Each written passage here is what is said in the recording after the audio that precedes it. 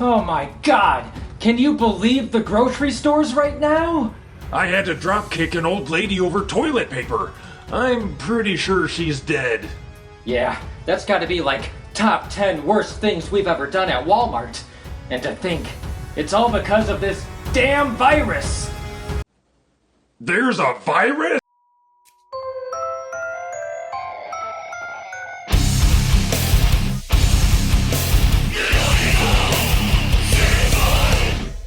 Hello, we're Andy, the Maniacal Cinephile. Today's movie is The Last Man on Earth, about infected bats, a plague, and a lonely dude. A little something to take our mind off of current events. The Last Man on Earth is a 1964 black and white post-apocalyptic sci-fi horror film based on the 1954 novel I Am Legend by writer Richard Matheson.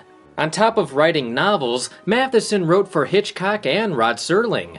His novel popularized the concept of a worldwide viral apocalypse and has influenced modern vampires, zombies, and even video games.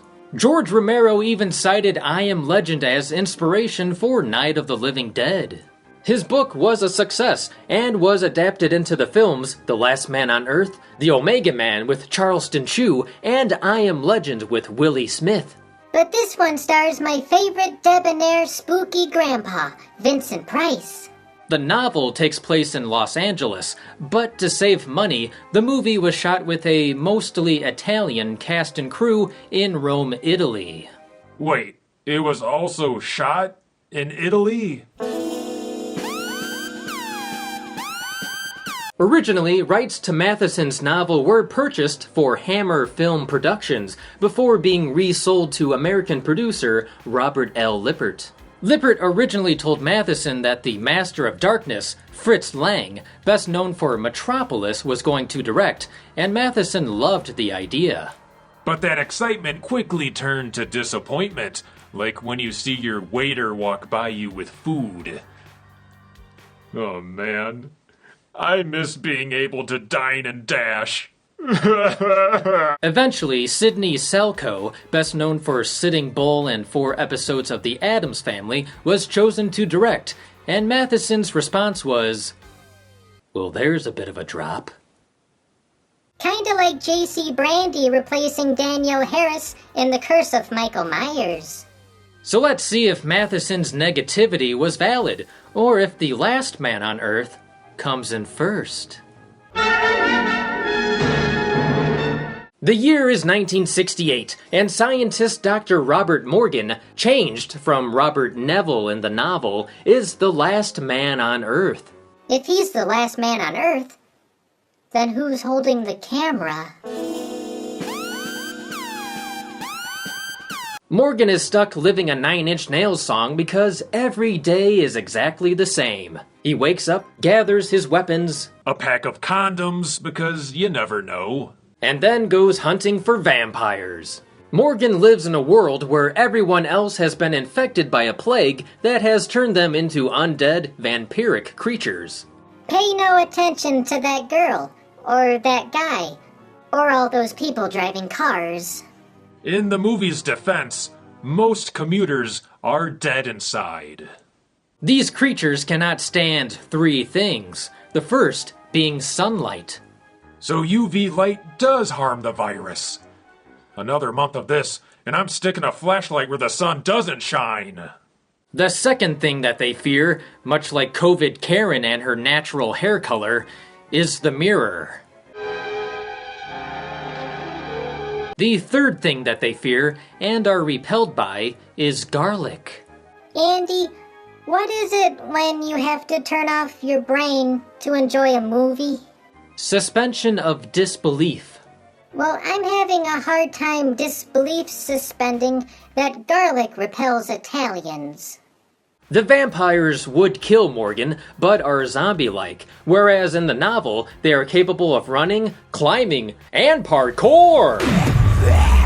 Morgan spends his nights locked in his home, drowning out the undead by binge-watching home movies and Tiger King. Guess what, motherfucker? These vampires are constantly bashing his windows and taunting him. Morgan, come out! We thought you were cool, Morgan. Like, just come outside, dude. We know you have two-ply. In the novel, the female vampires even try exposing themselves. During the day, Morgan kills vampires, burns their bodies, and gathers supplies in what might as well be a hearse. Wow, soon stores will get so strict, they'll only let in one person per planet. In a flashback, we see Morgan's team struggle to find a cure, which concludes with the death of his own family 3 years ago. 3 years? He's really been stretching that stimulus check. I said get out! I want my daughter. Mister, a lot of daughters are in there, including my own. Instead of letting his wife go to the same burn pit as his daughter, Morgan buries her without the authorities' knowledge. However, before Morgan can create his dating profile on immunesingles.com, his wife returns from the grave. Here, Morgan learns that he has to stake the undead to make them re-dead. Kinda adds a new meaning to blowjob and steak night. Meanwhile, back in the present... Doggo! Oh, never mind. Doggos always die in scary movies. Yeah, sorry, little buddy. He finds a dog companion, only to bury it, seriously, within 5 minutes. All my pets died. Fishy the fish, and Guinea Piggy the guinea pig. But all pets live short lives. Evil Andy told me. What? Don't accuse me of things I did. Morgan then spots Woman. He want Woman, but Woman run. I'm not going to hurt you. Wait. Eventually, Morgan convinces Ruth Collins to return to his home, but is suspicious when garlic makes her ill. Please stop, please. Yes, this is my new king! Morgan's theory is that he's immune, because when he was stationed in Panama, he was once bitten by an infected vampire bat. What one bat giveth, the other taketh away. Man, I really wish we knew who ate that bat and started all this. I mean, what kind of sick bastard eats a wild bat? Come forward, coward, so the world can shame you! Hey, I say that we leave him, or her, alone. I heard from a friend that rabies adds a nice flavor. Morgan discovers Ruth attempting to inject herself with a vaccine, and Ruth reveals that she was sent as a spy by others like her. The vaccine, a combination of blood and I'm assuming bleach, allows them to function normally, but does wear off. Ruth explains that the living infected are planning to rebuild society by killing the vampires and the legend who walks during the day. While Ruth is asleep, Morgan transfuses his own blood into her. I'm assuming he checked her blood type off screen. She is immediately cured, and Morgan hopes to cure the others. Yes, garlic reminds me of my dead husband's feet. However, before Morgan can celebrate by whipping up some garlicky fish in the dishwasher, I've been married so many times I've learned how to bone anything. the living infected attack, and Morgan flees faster than evil Andy dining and dashing. It's true. They never see me leaving. Hey, somebody stop him! That creepy little freak didn't pay! Oh, crap! They spotted me! Get the dog for you? Get out of my way, Grandpa! During the chase, Morgan leads them to a church, holding them off with gunfire and Axe body spray. In his final moments, Morgan declares the others Freaks. All of you. All of you freaks. They prefer to be called the living impaired. Unfortunately, there are too many of them, and the infected finally impale Morgan on the altar. I I'm a man. The last man. Quick, Morgan, where did you hoard all the hand sanitizer? In the novel, the ending is different. Neville is captured and to be publicly executed, but Ruth visits him and gives him some pills. And they weren't shaped like the Flintstones. As he dies, Neville realizes that he, a remnant of old humanity, is now a legend to the new race of infected, much like vampires once were to humans. We became a bit of a legend ourselves back in the old mental hospital. Orderlies feared the Phantom of the Shitter.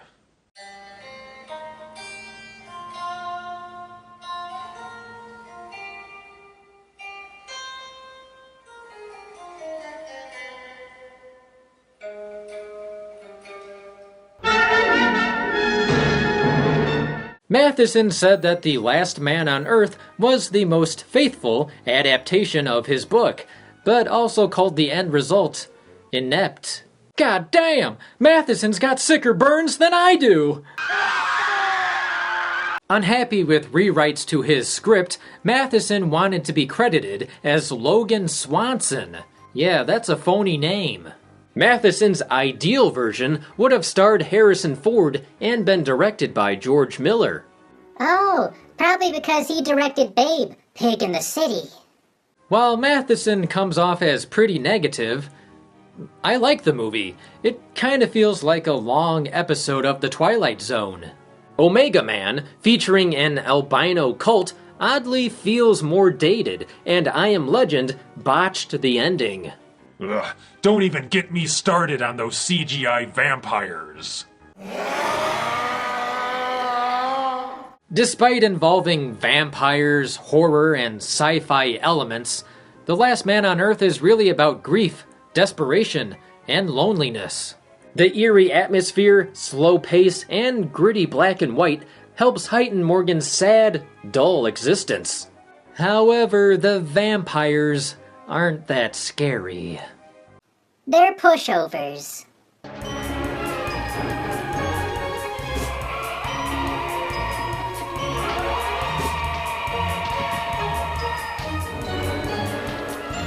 What held the film back from being truly great was the low budget.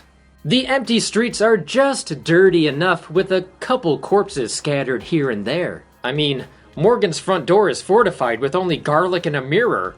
Where the movie lacks a budget, it makes up for with Vincent Price. Known for his grand performances, like Egghead, here Price is a little more restrained as he tries to keep his sanity.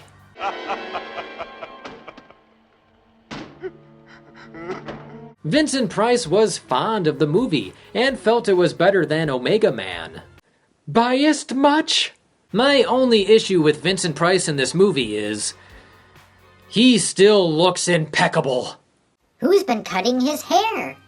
In quarantine, everybody's getting shaggy. I mean, look what happened to us. If it were me, I would have gone full-on humongous, complete with hockey mask and leather bikini. The Last Man on Earth stays true to the gloomy tone of the novel, even down to its different, yet still downbeat ending. It's not perfect, but is the most faithful adaptation of I Am Legend, carried by Vincent Price's performance, and has gone on to become a horror classic that, unfortunately for us, is still relevant. I say check it out. Hell, if you got the time in isolation, read the book or graphic novel, and watch all the movies. Well, except for the Asylum's I Am Omega.